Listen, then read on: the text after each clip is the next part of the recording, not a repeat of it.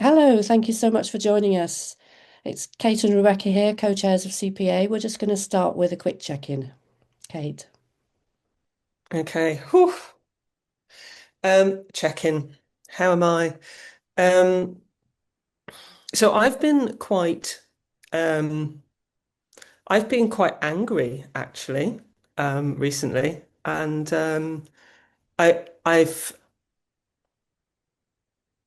for a little while because it's not an emotion that comes. It's not my first emotion. It's not my easiest emotion to get access to, and so um, it's quite a new thing, really, in the last few months to feel really not angry like at specific people, but angry at the situation we're in. And I just got, um,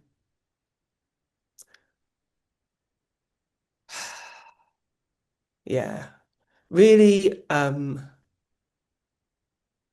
more aware in my body of how much we're just doing and doing and doing and doing and doing this stuff. And people are just, you know,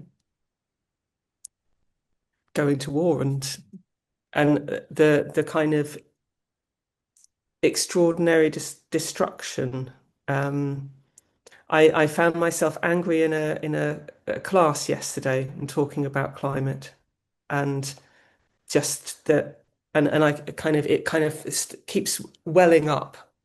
Um, and at the same time, it's kind of brought me into a different relationship with that. And for a long time, I was kind of holding it down. And I think this is something in CPA that I've realized that I do, maybe other people do as well, which is when I'm facilitating, because anger isn't what comes naturally to me, I will set aside anger and I will prioritize other emotions, in check-ins, for example, or sharing, because anger and facilitation and holding a gentle space for other people's emotions don't feel like they go well together. So I'm trying to kind of work out what's going on there, really. But since I kind of realized that and I've started just letting it out more, I've started dreaming again. And I hadn't been dreaming, so I really had been pushing stuff down. And just in the last few days, I've just been dreaming and dreaming every night. Not nice dreams particularly, but it's felt better. And so I feel better.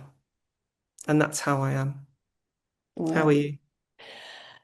Yeah, I've been noticing a bit of anger as well. But for me, mostly the way the world gets into me is it shows up as, at the moment anyway, kind of mild depression. I've not been sleeping terribly well, although I've also had some dreams recently and involving wild animals and Mm, uh, fear, but also energy. Um, but yeah, I've not been sleeping terribly well. My eating patterns are a bit disturbed. And a couple of times recently I've fallen over and hurt myself. So that's what this little sore spot is. And I think I like you, I think I generally sit on anger. And mm, actually what's been happening in the UK and the world just in the last couple of weeks has released a bit of anger, and I've found that very, I wouldn't say it's enjoyable, but it's because it is just horrifying, and the feelings are around kind of how it's like feels like the whole world is corrupt and evil. And I know it isn't. And I know we all have different parts of ourselves, but that's what the recent stuff in the world has been speaking to me about. So mm. yeah, that's how I am. Bit of a mix, I think. And Horror is a good word for where we are at the moment. yeah, yeah. I think I feel a lot of horror as well. I really resonate with that. And also, just that sense that we're always having to kind of shift between different modes of engaging with that as well. That there's this awful stuff happening in the world. And at the same time, we have to carry on doing our normal everyday things, Yeah. you know. It's very bizarre. Yeah, yeah, extraordinary collision. And I think in the last few weeks we've been, I think, approaching quite consciously that collision and that sense of, are we in an emergency? That's the language that's emerging. Mm. And how do Emerging we find emergency. the emerging emergency exactly? And how do we find space for processing in when when aspects of the emergency are that people have to be ready and they have to act. And in CPA, we're good at holding spaces so that people don't rush to action without having processed the way they're feeling. But um, maybe we need to be getting readier to act ourselves as well, but as the emergency gets more intense. And I think the way for many people in the world, those crises are starting to overlap. You know, crisis that's to do with Mm. climate and ecology, crisis that's to do with politics and economics, and kind of economic survival. Yeah. All of those speeding up and overlapping with each other, and that is, of course, about collapse, isn't it? That speeding up, and we know that even those of us like me who are mostly protected from the emerging emergency are going to be facing more and more of it. And we had that extraordinary CPA conversation a week or so ago, didn't we? In relation, Mm. the thinking space in relation to the national emergency briefing, playing with that language of emergency and emergence and trying to think about it. Um, Yeah. I mean that I think the continuing importance of holding space for processing came out quite strongly for me from that. mm, Um, and and I think that is a hugely important part of what we can offer because if, you know, those crises on crises on crises, we still need to find a way to be together, don't we? Um, and that's, I think, something that being together in that meeting, um, it's a bizarre thing. So we're having very difficult conversations, and we're looking at really upsetting, distressing, and scary possibilities for our future. But I enjoyed being together in that meeting. And I think that's something that is really lovely. At the moment in CPA, I feel that there's a really lovely energy of people coming together into these conversations and new members joining. Also, our really lovely new appointments, our new colleagues who've joined, are just uh, kind of there are new shoots at mm, the same time that we feel like there's this kind of collapse around us as well. Um, and so I kind of feel like there's something shifting, an intergenerational feel, more young people working with us in kind of coordination and governance spaces, um, and also just more generally a greater diversity in the board, different perspectives. Um, so you know, there's always lots more to do with that. And we only have the community we build together mm, and we keep trying and it's never, you know, it's never perfect. But I do feel like there's a nice energy at the moment. yeah, Um, yeah. yeah.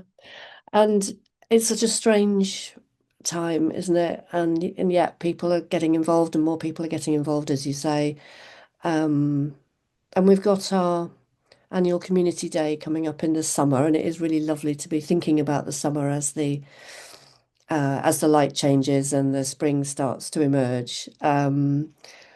And we've got our group planning the community day, and I hope more members will get involved with that. And we've got our collapse conversations and our thinking spaces and the young members group and all the ways of getting involved that CPA members have got, including coming to the weekly Tuesday morning coordinating group and the board meetings.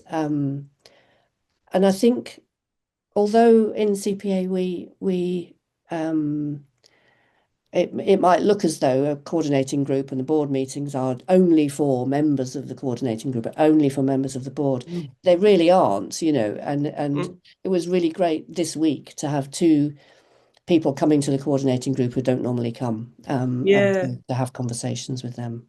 Yes, they seem to have survived the experience quite well. Um, I think what we're doing here is an invitation, isn't it? It's a real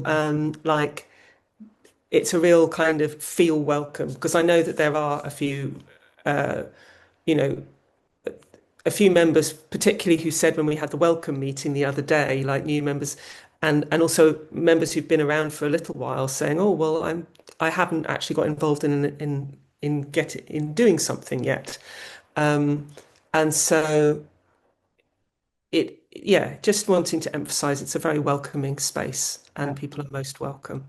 yeah, Yeah. yeah, Um, I think the other thing is in terms of inviting people is that we have the elections in June.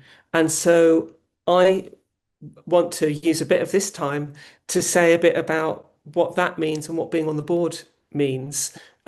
Because and what I felt about being on the board, because there is an opportunity if members are interested in joining the board to do that.